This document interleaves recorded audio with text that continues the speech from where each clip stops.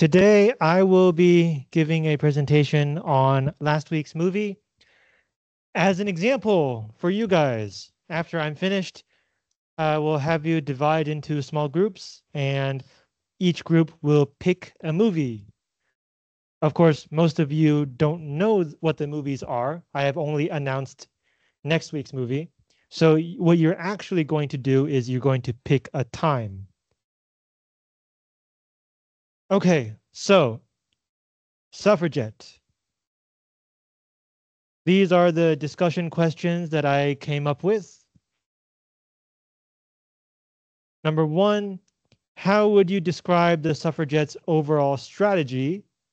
Why do some women oppose them? How do both sides affect Maud?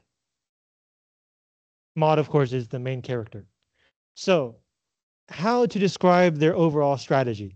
Their goal is they want to win the vote for women. How do they do this? It seems like their short-term goal is for media exposure. We see throughout the movie they engage in property destruction, spectacular, like blowing up mailboxes, blowing up an empty house that belongs to a minister. Their goal is to try to get the newspapers to report on their actions and therefore report on why they do these actions. But we see at one point in the movie, they realize that the media is being deliberately suppressed. Emily, not Emily, one of the other women, I can't remember her name, but she says after such a spectacular attack, the newspaper only writes a short story on page 3. So the newspapers must be influenced. And we also see in the movie how the police say that the media cannot be held off for much longer, which means that the police are, in fact, telling the newspapers not to report on these stories, but they can't control them forever. So the goal seems to be more media exposure, more people discussing the issues. But then how do you get from exposure and discussion to a new law? If more people know about the issue and more people talk about the issue, how does that lead to a new law? And it seems like the suffragettes assume that most people who think about this issue will agree that women should be able to vote. Their actions in the film are only to draw attention. They never try to make the argument. They never try to explain why women should have the right to vote. But it seems like they kind of assume people will understand once they think about it. Now, in terms of the audience, the movie does explain to us why women should have the right to vote when Maud goes to Parliament and gives her testimony about her life. We hear about how dangerous, risky her job and her life are, about how people, especially women working at the laundry, get hurt all the time, how many die early. And then finally, at the end of her testimony, when the MP asks her, "What does the vote mean to you?" she thinks about it and she says, "It means that maybe there is another way to live." So the movie explains to the audience that if women have the vote, they would be able to have an influence on politicians. Politicians would want to try to listen to what women are saying in order to win their votes. But that is not explained to the public in the movie. So there are two possible explanations for this. One, in the real history, they did do some of this explaining, and the movie just doesn't show it to us. Or two, they truly believe that if you just stop and think about it, you will realize that it is a good thing for women to have the vote.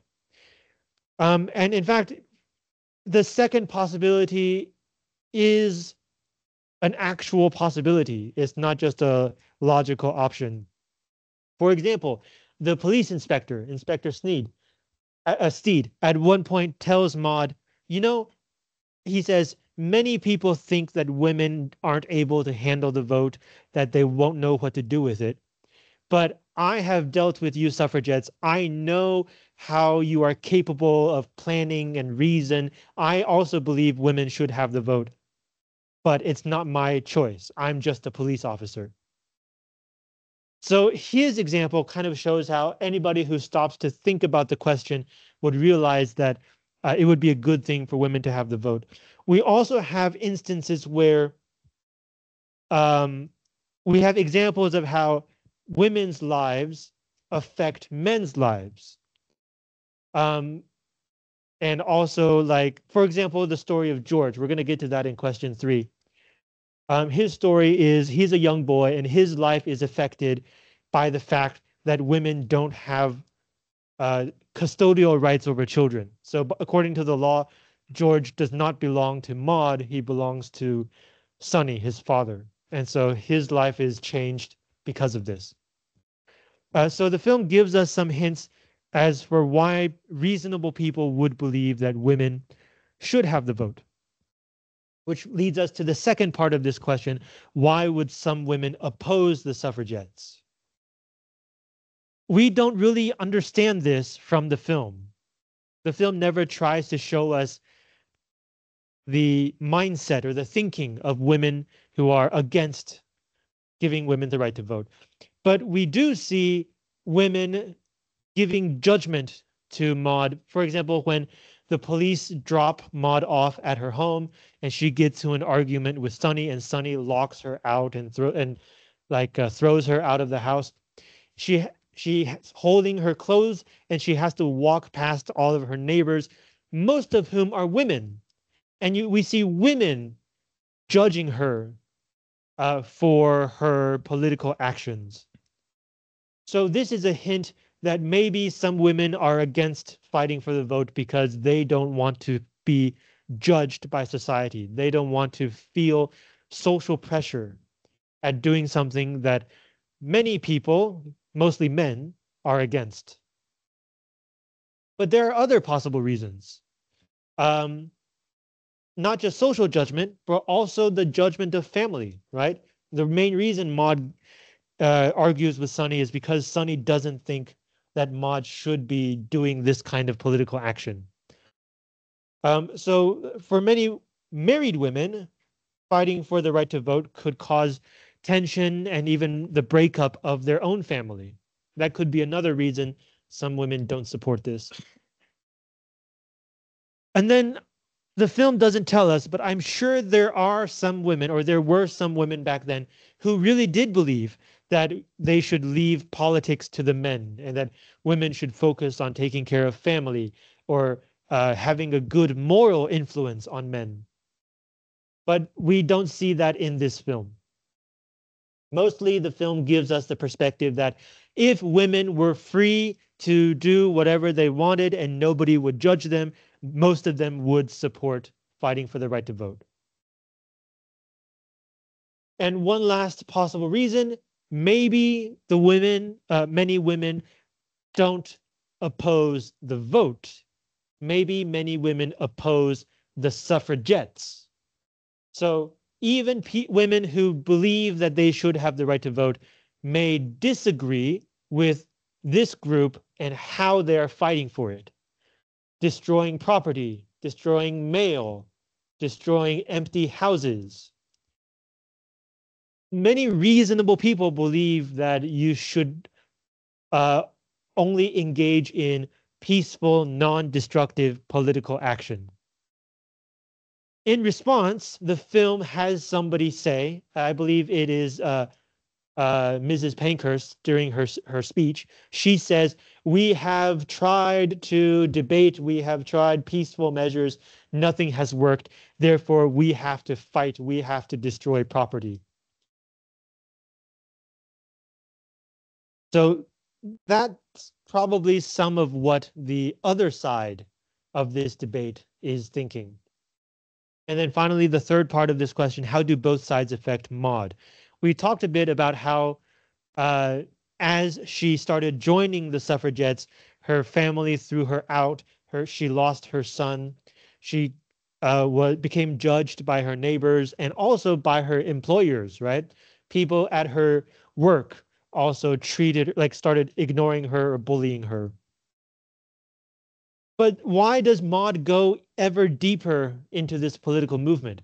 At the very beginning, she only sees um, Violet throwing the stone into the shop window. She's not part of it. She's a bystander. But Violet is a coworker. She sees Violet every day. Through the film, Maud, shows us about Violet and her daughter, and we learn about Violet's living situation, her family situation, and we realize that it's not a good situation. The movie also tells us that Violet is married to an abusive drunk. We'll talk about that later.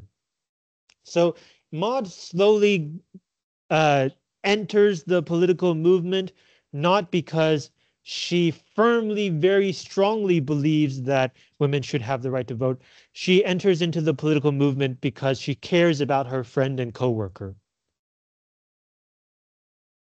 And this is a very interesting perspective. This character Maud is designed to be an ordinary woman of that time period, an ordinary working class woman. And the film shows us how she starts to see why it is so important to fight for the right to vote. From caring about Violet and then talking about her own life in Parliament. And then at the end, she realizes that her life could be better. And then seeing how when other suffragettes fight for their rights, they are abused and mistreated by police, beaten by police. She witnesses how Parliament says that we will take your testimony and do something, and then Parliament doesn't do anything. So really, the character of Maud is presented as neutral so that we feel the situation truly is unfair for women.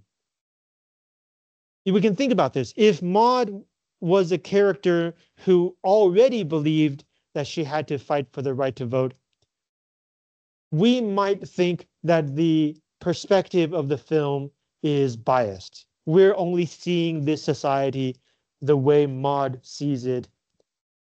But instead, Maud is neutral. So there is no biased perspective. We are seeing what an ordinary woman would see at that time. And that makes the story or the argument of the film more convincing. So on the one hand, the people who support the vote, the people who oppose giving women the vote kind of ostracize Maud. They kick her out of her own life and their lives. She loses her family, she loses her job, etc. But at the same time, the women who are fighting for the vote welcome her into their community. So one side pushes, the other side pulls. And so in fact, it's not like a debate. It's not like both sides are fighting for Maud's support. In some way, both sides kind of work together to push Maud into that direction. Question 2. At one point, Inspector Steed says that instead of arresting the suffragettes, the police should let their husbands deal with them. And then the police take the women and send them home directly. Do you think Sonny is a good husband? Why or why not? Do you think he is a good man? Why or why not? Are these the same question? Why or why not? So let's start from the first one. Is he a good husband? At the very beginning of the film, when Maud first gets home, Sonny notices that she hurt her hand. And he expresses concern for her. He even tells her, just go to bed, don't worry about it. She's supposed to send a package, and he says, don't worry, I'll send it for you tomorrow. But then what happens? He says, come to bed. Maud says, I'll just finish up here. And then she goes to wash their own clothing. And he doesn't stop her. So we know that he cares about her, but at the same time, he is limited by the same kind of thinking of most men in that society, which is women have their own work to do at home. It is their responsibility. Um, they have to do it. It's not a man's responsibility to wash the clothing. Later, um, when Maud starts becoming more politically active, Sonny gets angry and asks her to stop. But the reason he says don't keep doing this is not because he says women shouldn't vote. It's because he says you are bringing shame upon our family. Everybody is talking about us. What will the neighbors think? So even though they are on opposite sides of this question, they are both thinking about the same thing. What is good for our family? Maud thinks it would be better for her and I guess for her son if she had the right to vote. But Sonny thinks it would be better if they avoid the judgment of society. So he does seem to be playing the role of a good husband in that time and in that society. When Maud is kicked out, Sonny has to take care of George by himself. He tries his best for a few days, and then when he realizes that he can't do it, he sends George to be adopted by a good family. Now, today, when we think about this, we think this is crazy. Simply because you don't know how to cook and clean, you're going to give up your son. But again, at that time, if there is a strict separation between work outside the home and work inside the home, and if Sonny feels like he's not able to and not supposed to do that work, and if he doesn't have enough resources to hire somebody to do the housework, then the best choice for, in his eyes, the best choice for his son would be to let his son grow up in a house with more resources where somebody can better take care of him. So even at that point, when everybody, Maud, the audience, everybody thinks that it's the wrong thing to do, he has his own logic. He's still thinking about what's best for his son. And throughout all this, we have to remember that Sonny works at the same laundry as Maud. They work in the same place. So all of the mistreatment, all of the hard labor that Maud does, Sonny knows. He does something different, right? We see him moving the clothes around. He doesn't wash the clothes, but he knows what that environment is like. So when we think about how Sonny behaves, how he treats his wife, how he treats his son, we should also remember that he knows all of this. So is he a good husband? He tries to be. According to the logic of that time, he tries to be a good husband. Is he a good man?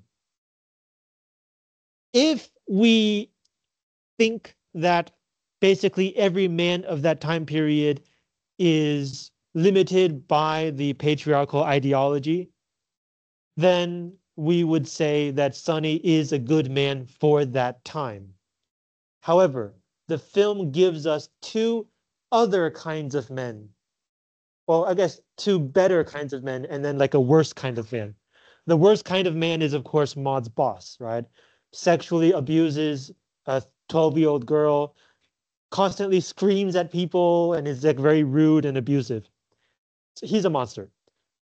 Then we have the member of parliament who collects the women's testimony. Like when Maud goes to parliament to speak, that dude listening to her, he seems to support his wife in trying to allow women to vote. But there's a limit to his support, right? When his wife gets arrested and he comes to bail her out of jail, she asks him also to pay for the other women. And he says, no, I have indulged you long enough, but this has gone too far. You will stop your actions. So for this kind of man, he's thinking that fighting for the vote is like his wife's hobby. And if your wife has a hobby, you should support them. But if it gets too extreme, if it causes trouble, then he does not allow her to continue. And then we have, I think her name, no, it's not Emily. What's her name?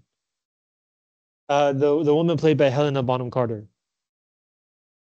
The pharmacist, right? The woman who she says she wanted to be a doctor, but she was a woman and was prevented, and so she became a pharmacist, 药剂师. Her husband supports the cause, right? He also believes women deserve the right to vote.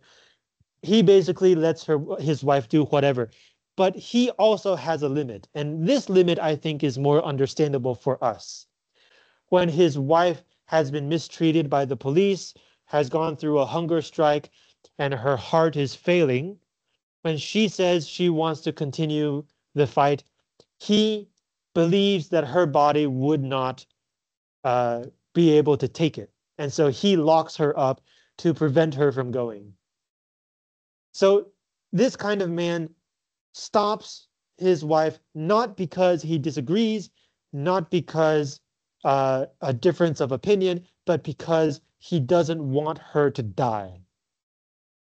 Now, you can say if he really believed in the political cause, he should be willing to sacrifice his wife.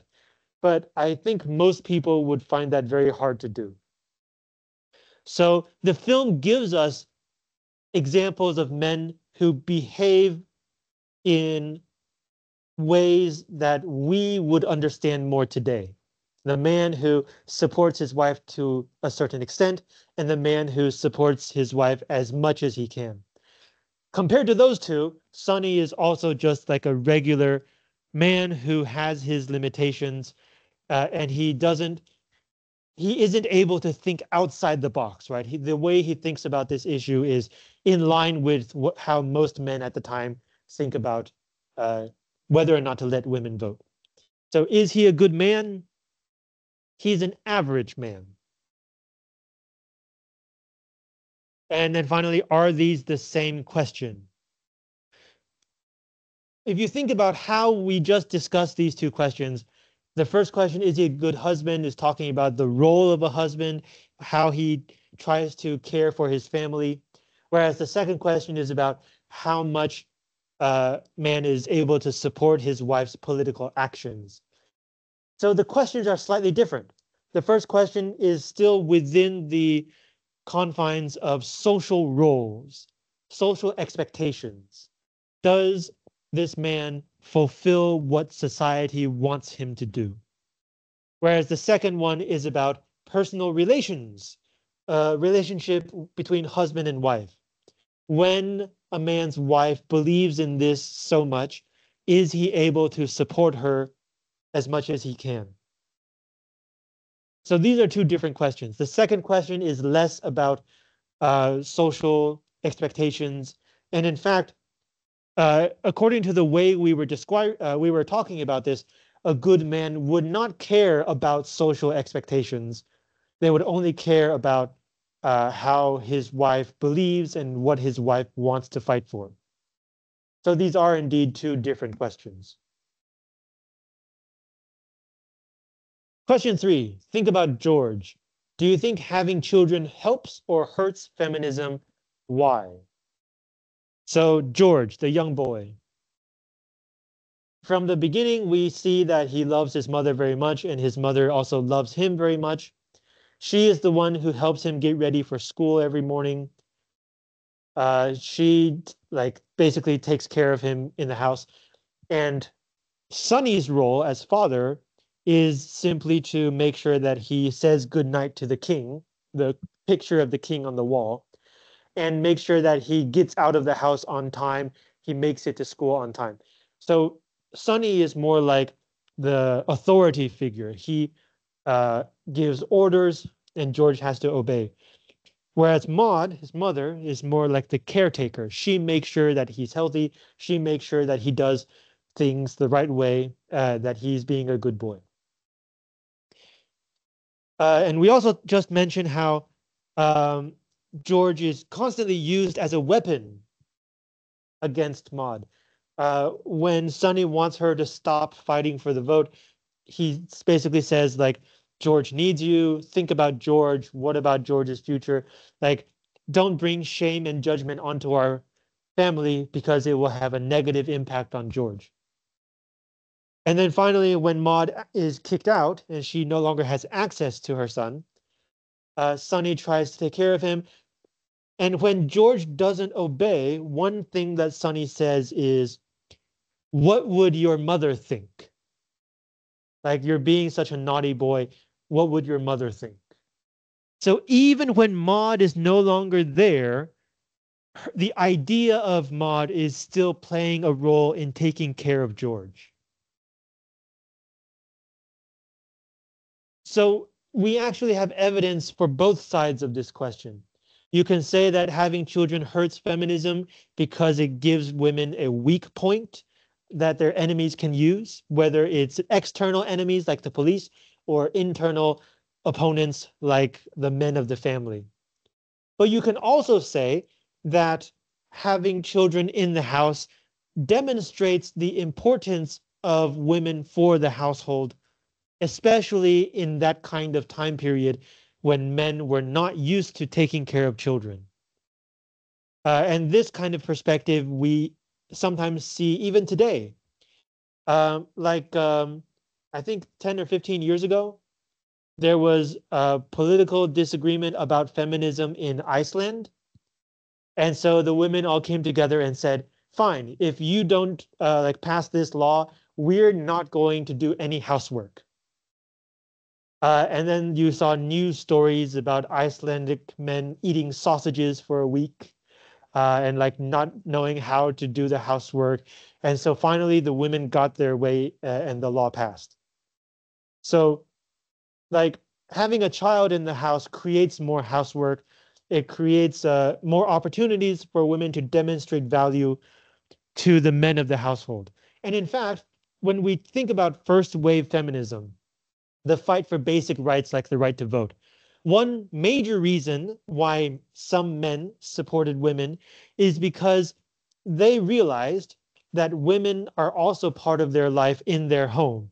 If women are worse off, that has an effect on the entire household. If if as a man, my job does not make enough money, it would be a help to our household if my wife could also work. If as a man, I have a child and my wife gets sick and can't take care of my child, it would be a good thing if society also let men learn how to do housework and did not think it's a bad thing. And so this is one reason why many, or not many, but a good number of men also supported giving basic rights to women. And then you'll also have discussions about like, if your unmarried adult daughter needs money, she needs to be able to get a job, she needs to be able to own property, right? The patriarchal assumption is that some man will always be there to take care of women, but that's not always true. And if you care about this woman in your life, whether it's your wife, your mother, your daughter, whatever, then you would want them to be able to take care of themselves, even without a man. And so from this perspective, having children could help feminism by demonstrating how men and women and everybody else are part of the same society and part of the same families. Question 4. Inspector Steed says that the suffragettes use cases like Violet's to justify the unjustifiable. So again, Violet, the police says that Violet is married to an abusive drunk. And so Inspector Steed says they use her story to justify the unjustifiable. They try to make something extreme look reasonable. The idea is that not every woman is married to an abusive drunk. So it's not fair to use Violet's story as an argument for why every woman should have the right to vote. That's the viewpoint that Inspector Steed is saying. He also says that poor women like Maud are cannon fodder, 炮灰. So here he's thinking about how the leaders of the suffragettes are middle class women with more resources, with more political connections. These leaders are not the people in the streets getting into fights, getting arrested. So he's saying to Maud, your leaders are using you poor women to be arrested, to be abused by police in order to gain media exposure and support. But the leaders themselves are not suffering the same danger. So he says they're using you as cannon fodder. So first of all, do you agree? Why or why not? In a certain sense, it makes sense. Like if you look at what's going on, it's true. Most of the women fighting in the streets or destroying property are working class women. Not all of them, but many of them. Now, is this only because the movement leaders designate working class women as the frontline soldiers? Could be. But it could also be because working class women have the least to lose. Their lives are already hell. They are already being mistreated by society and sometimes by their husbands. They don't have the money or resources to improve their lives, to escape abusive husbands, to get better jobs. So one reason that mostly it's working women fighting on the streets could be because they have nothing to lose and much to gain. So they fight the hardest. At the same time, people like Mrs. Pankhurst suddenly appear, give a speech to inspire everybody, and then runs away. According to Inspector Steed, this would be cowardice, right? She's afraid. But another way to think about this is there is only one Mrs. Pankhurst. Her name is very important, not just her actions and her words, but the fact that there is this woman who is able to inspire so many other women to fight for the right to vote. So losing a woman like Maud would have a small effect on the movement, but losing a woman like Mrs. Pankhurst would have a big effect. The police also know this, right? They said they want to arrest Mrs. Pankhurst alive. They don't want to kill her because to kill her would turn her into a martyr, 烈士, like an undying symbol of women's right to vote. And you can't kill a symbol. You can't destroy a symbol. So the police also kind of acknowledge that it's the difference in the behavior of the leaders versus ordinary women is not just treating working class women worse, but that there is an actual difference in the roles that each woman plays. So on the surface, it looks like the policeman makes sense, but if you really think about it, it does not make sense. As for Violet's story, right? It's true. Not every woman is married to an abusive drunk. But in this film, we see Maud's story. We just saw that Sonny is trying to be a good husband, and he is an average man. He's not a bad man. He's an average man. So even a woman with this kind of husband still suffers in her daily life through her friends so much that she is pushed to join the fight for the right to vote. So in fact, Violet's case is extreme, but even an ordinary woman feels the need to fight for the right to vote. So in fact, it is not using Violet's story to justify the unjustifiable. Continuing with this question, following similar logic, why is Inspector Steed Irish? Did you notice? His English had an Irish accent. He's played by Irish actor Brendan Gleeson.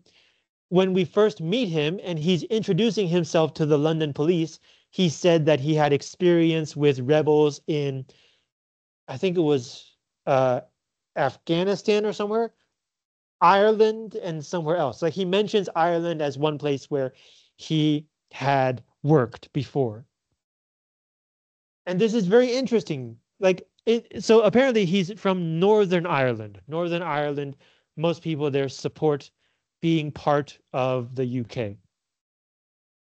So why would the film give us an Irish police officer? First of all, he's not from London. So it's the classic move of bringing in an outsider to deal with your enemies because he's less likely to have some kind of relationship with them, right? To him, they're just a problem. Okay, so he's an outsider. But why Ireland? He's from Northern Ireland. He has experience fighting against rebels. But like the background of Northern Ireland is also very interesting because Irish people traditionally have quite large families, including some people who are for Irish independence and some people who are against Irish independence in the same family. So in fact, having this policeman fighting people from the rest of Ireland is kind of like he has experience fighting his own brothers in war, something like that. And so it also tells us that his personality is the kind where connection or like empathy does not bring him closer to the other side. He uses that against the other side. Empathy is a double-edged sword. If you understand somebody better, maybe you will feel compassion for them, or maybe you can use that understanding to hurt them more, to control them. And this guy is the second kind. So when he says your leaders are using you, they don't really care about you, he's actually kind of describing himself, right? He uses his knowledge of Irish culture and Irish people in order to fight against Irish independence. He's speaking from his own experience. Moving on, why does the film cast the American Meryl Streep to play Mrs. Pankhurst? Yes, Meryl Streep is, I think, the only American actor in this film. Don't you think that's interesting? This legendary leader, Mrs. Pankhurst, everybody reads her books. Everybody is inspired by her words. When she comes out of hiding to give a speech, everybody comes despite the danger, despite knowing that the police will try to arrest everybody. Who is such a special woman? And in the film gives us an American actor. Of course, the real Mrs. Pankhurst was also English. So this also highlights the difference between her and the rest of the suffragettes. Just like having the policeman be Irish makes him an outsider, having an American actor play Mrs. Pankhurst also presents her as separate from the other women. And so, in fact, this kind of makes us think maybe the policeman is not entirely wrong. Maybe Mrs. Pankhurst is, in fact, treating the other women differently from herself. Or we could say that being somebody from a different background, or like using an actor from a different background, makes us think of her as different and therefore better. Like she sees further. She has a bigger vision.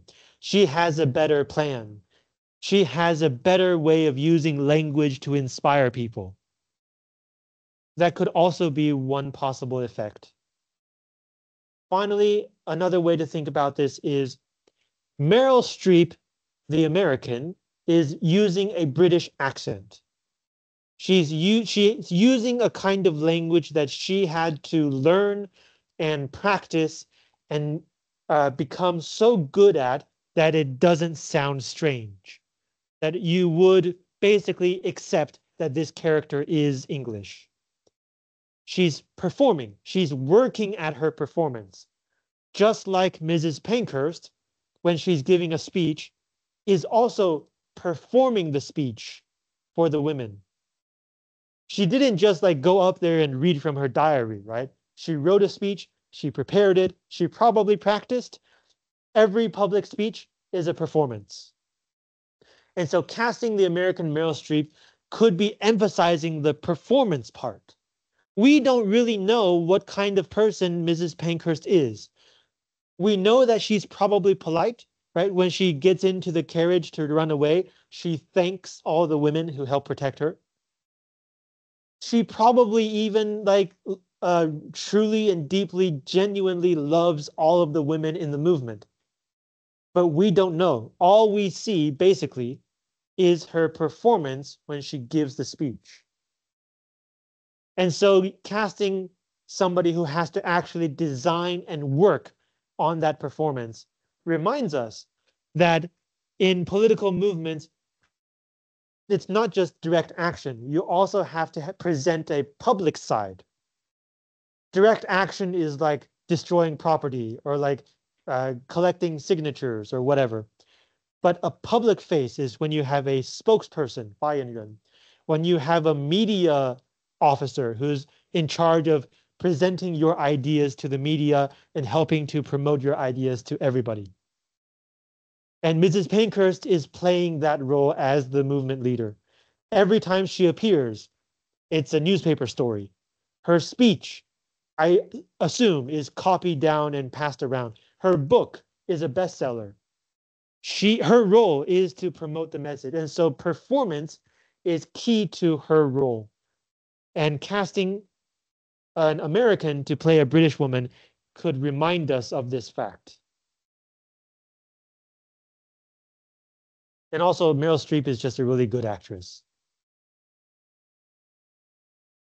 Number 5, why do you think the film uses a primarily handheld camera? How do the colors help to tell the story?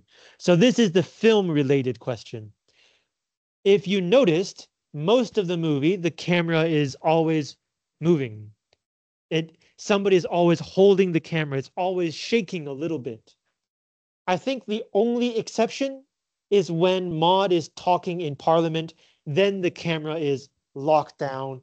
It's still. But like for most of the dialogue or when Maud is moving around town, it's always somebody like holding the camera. Did you notice? Let's watch a little bit, see if you'll notice this time.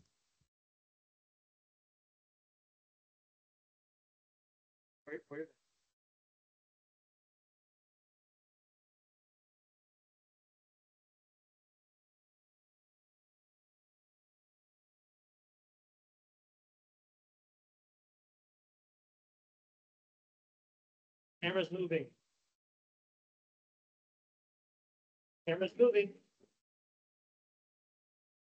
Even in bed, the camera is moving.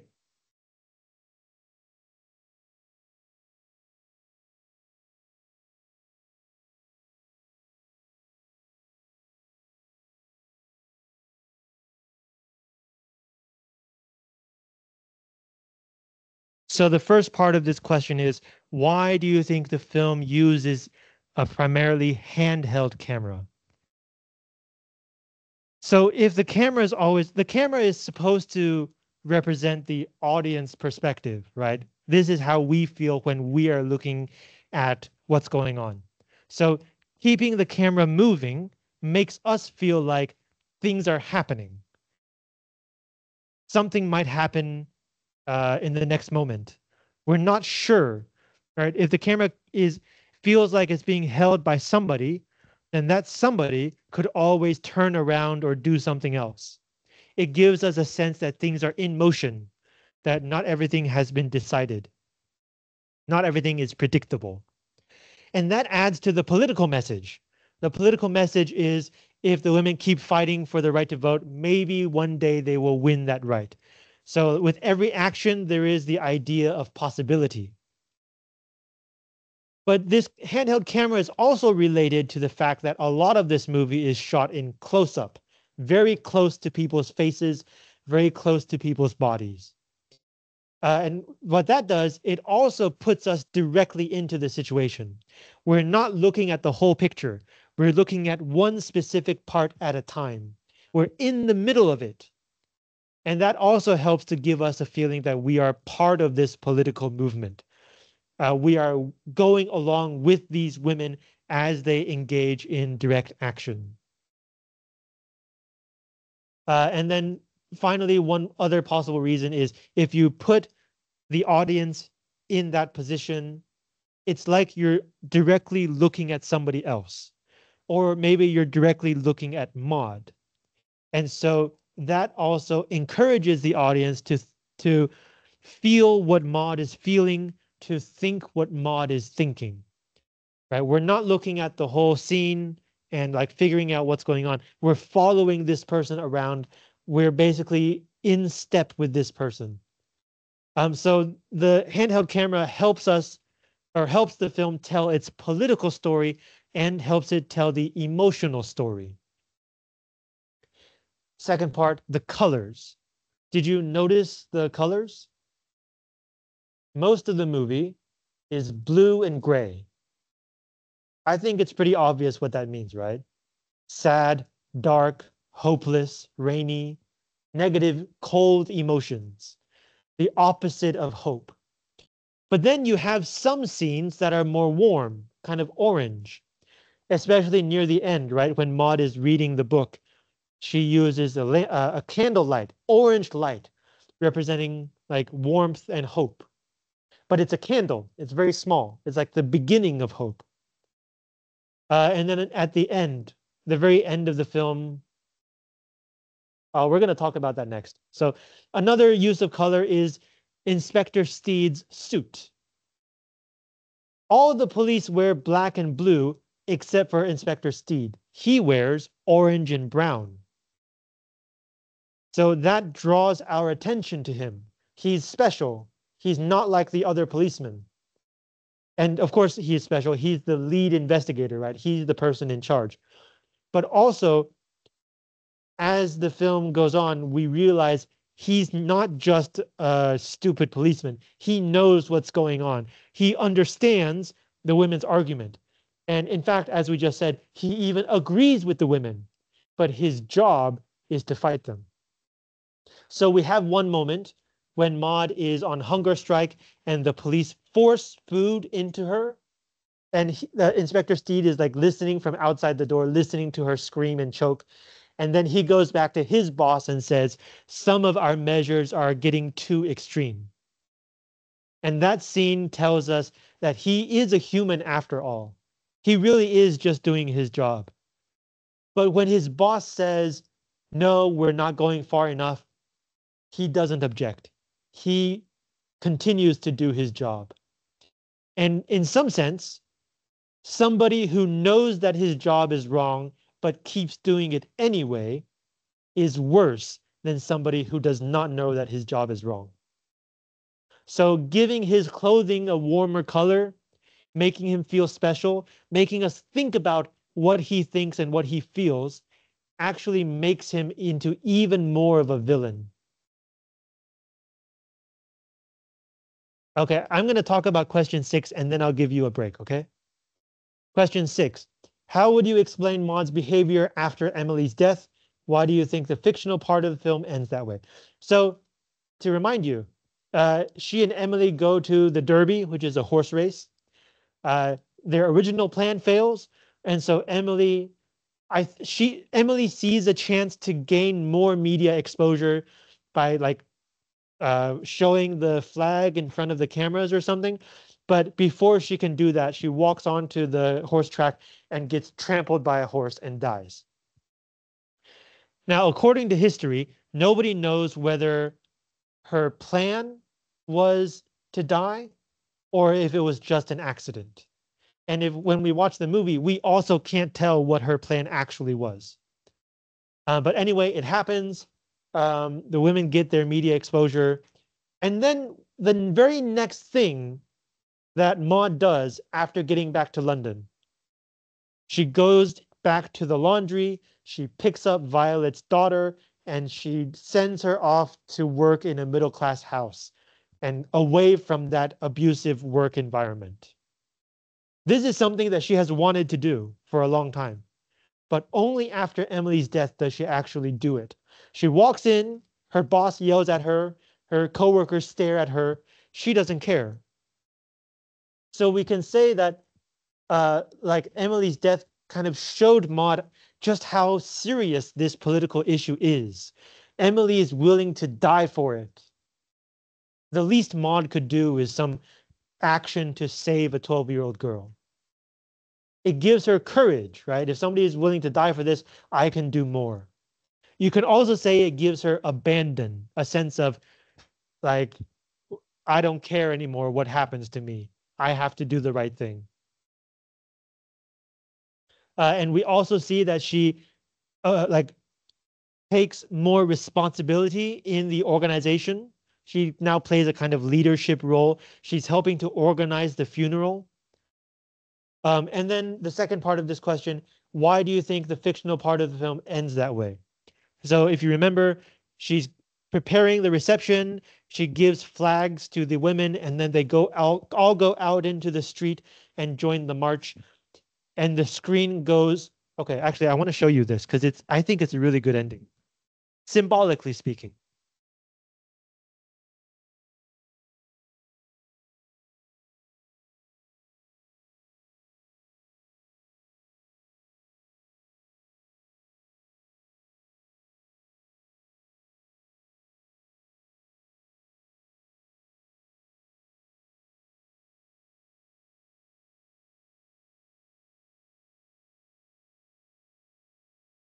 Notice the warmer colors.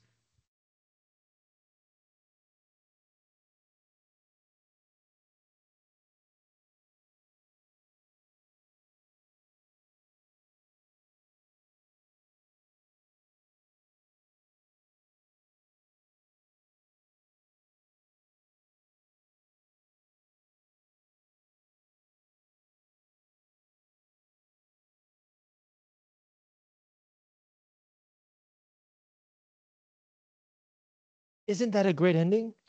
The last thing she does is she joins the crowd of women who are joining the funeral, and at the same time, it's also a protest.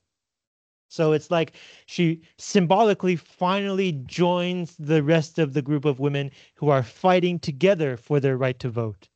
And so the last shot, the last fictional shot, is not of one woman, Maud. For most of the film, we've been following one woman. But here we see her disappear into the river of women. And the idea is that every single one of those women has her own story for why they are marching. Every single one of those women has their own belief about why it's so important to fight for their right to vote. And that's what the last shot is showing us. So many women, so many stories, all marching toward, I guess, the progress of history.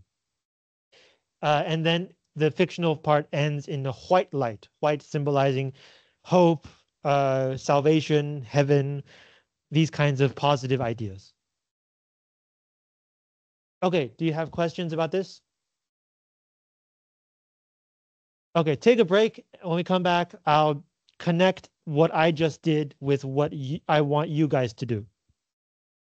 Please come back at 3:57.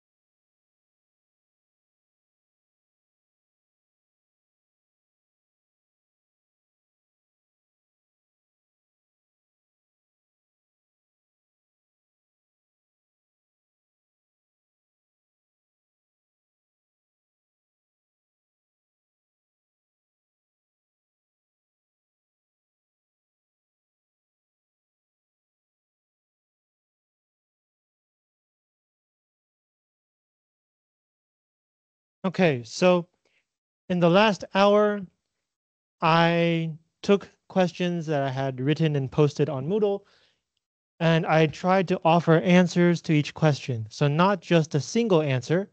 Sometimes it was more than one answer. Sometimes the answer that made sense was not one of the answers offered by the question, right? So for example, um, question 3, it looks like a yes or no question, right? Does it hurt or help? But the answer that I gave was it helps in some ways and hurts in others. And then question 4, when we were talking about why did the film choose Meryl Streep, I offered multiple answers for the same question. So when you give your presentation, you will also be offering answers to questions that I come up with and post on Moodle. And you also should try not to be limited by the question. Yes, you should offer some answer, but you can also talk about more. You can offer more answers. You can offer different answers. You can even talk about the background of the question. So, for example, when I was talking about uh, the handheld camera, I didn't just talk about the shaking or the moving. I also talked about the distance, right? Lots of close-up shots. So things that are related to the question, you can also talk about. And primarily for the film-related questions, these last two, I also played parts of the movie again to demonstrate the answer I was offering. And that's something that you can do also. Before your presentation, I will put the film on the computer. And so if you want to show some evidence for your answer, you can also play parts of the film for us as well. And as I said, I will be posting the questions to Moodle. Discussion questions. So next week, we're watching the film RBG. After we finish, I will go home, write some questions, upload them here. And the first group will then have seen the movie and will have the discussion questions. And your presentation will simply be answering these questions and talking about these questions. After your presentation, there is no time limit. You can talk for as long as you want, as much as you want. Please use English. If you want to, you can also create a PowerPoint. I don't think you have to, but if you want to. But if you do create a PowerPoint, please do not just read the PowerPoint. I want you to give a presentation. I don't want you to do a reading. After your presentation, however much time we have left, I will go back and talk about your answers and also about the questions. And then if we have time after that, I will talk about other parts of the film that did not appear in the previous discussion. Okay, do you have questions about this?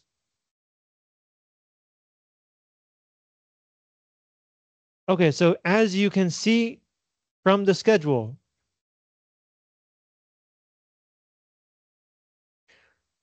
next week, RBG, and then the following week will be the first presentation 2. I am presentation 1. So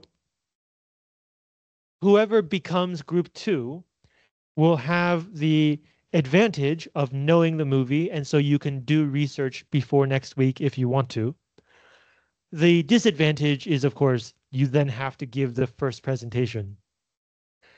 And then for all the other groups, you will not know the movie until we watch it.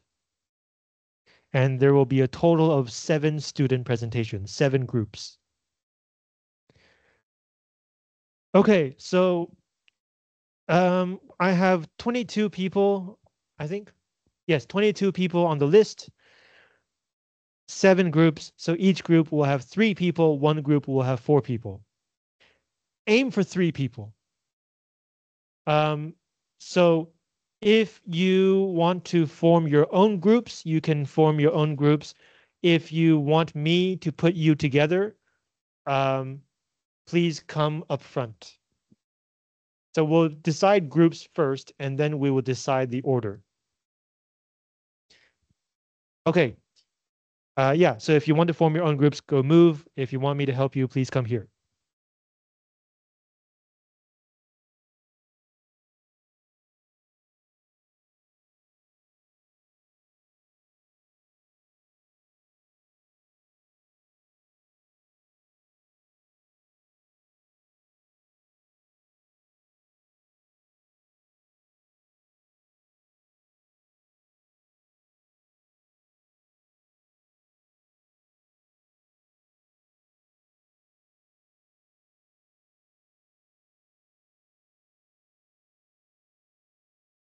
For sure.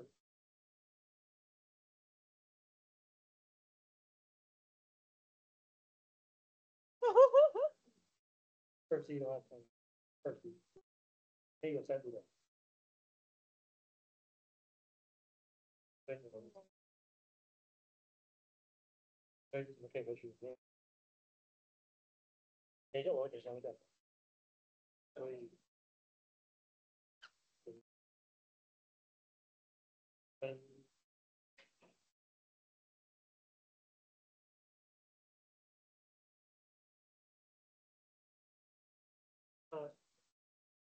一男一女的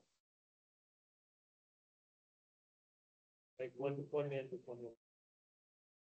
So rock paper scissors, rock paper scissors, winner with winner, loser with loser.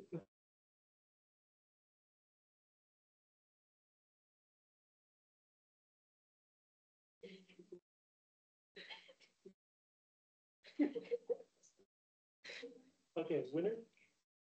So winner, you two are good, and you two are good. So go talk to each other, and I will discuss later. Take it to a village.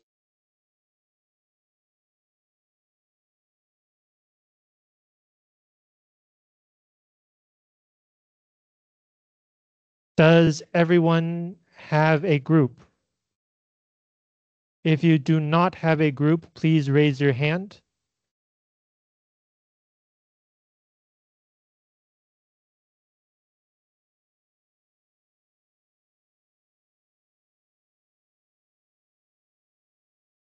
So, do you have a group? Do you have a group? Yeah, okay, okay. Don't worry, go back. Go back, go back. Okay, next I'm going to check the number of people in each group. So you two are a group. You two are a group. You three are a group. Over here, you three, you two. And then over here, George, you two people. Okay, so the people with, sorry, the groups with two people, you may have a new group member in the future because today we are missing 4 people. Yeah, so if they come later, they might join your group, just to let you know. Okay, so 1, 2, 3, 4, 5, that's 6 groups. Yeah, that's right, that's right. Okay. So I guess like the missing people will also form a group. Okay, so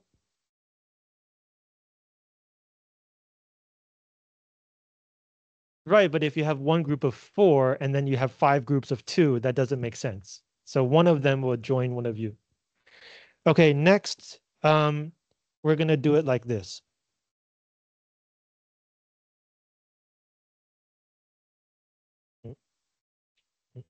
Ah, wrong button. 按错了. Should be like this.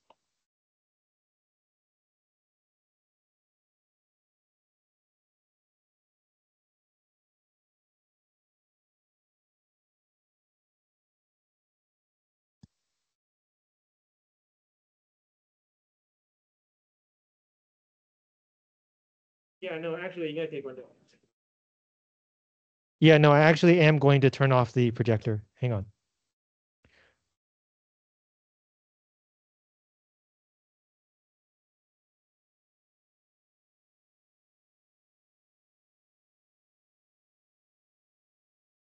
Okay, I changed my mind. I'm going to turn on the projector.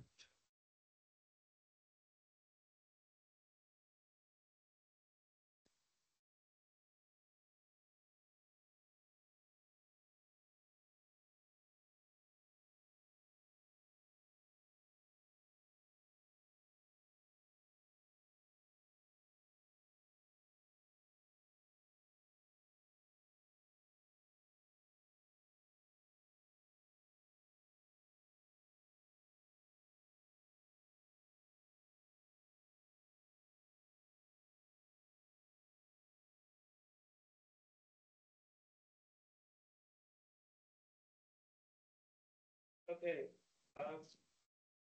If you know which week you want to do, or like which presentation you want to do, please come to the board and write down your group member's student number. 你知道要做哪一周的话，请直接上来把你们组员的学号写上去。And if you don't know, don't move, and I will give you a week. 还不确定的话，我等一下帮你们选。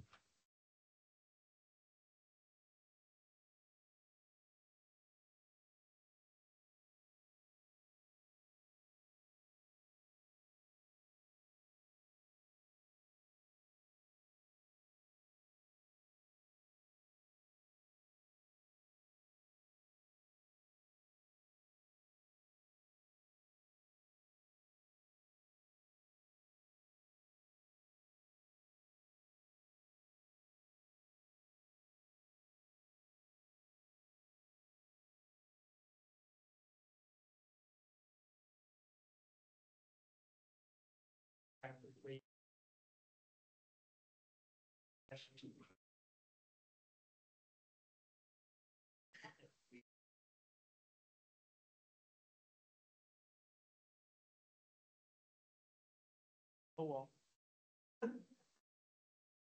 Well, I guess you guys are going first.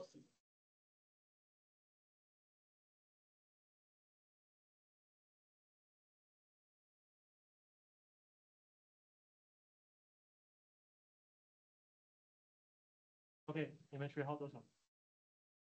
要拍照。OK。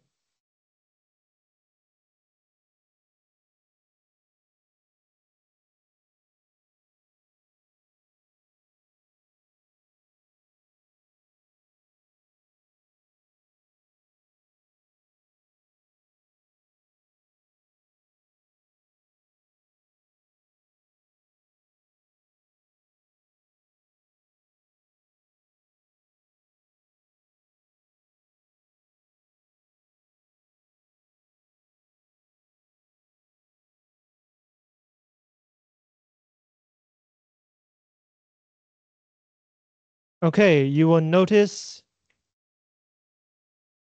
that I did not put presentation 8 because I know.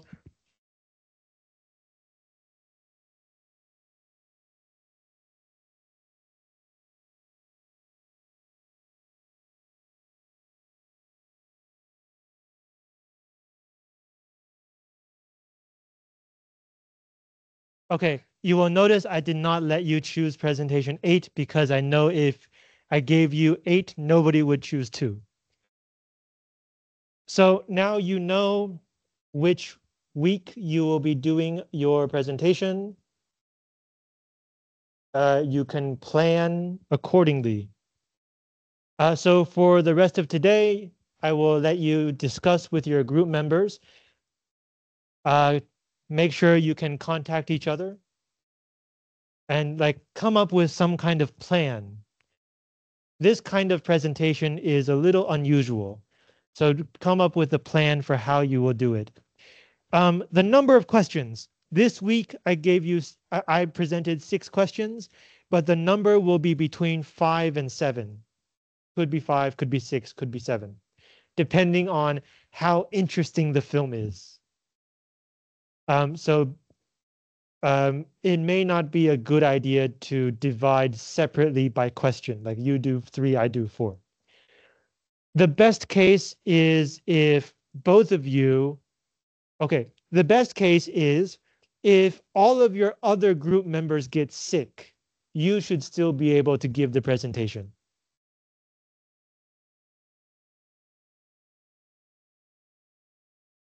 Okay?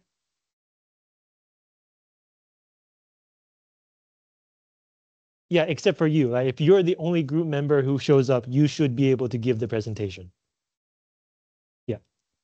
Okay, yeah, the rest of today, get to know each other, make a plan, make new friends.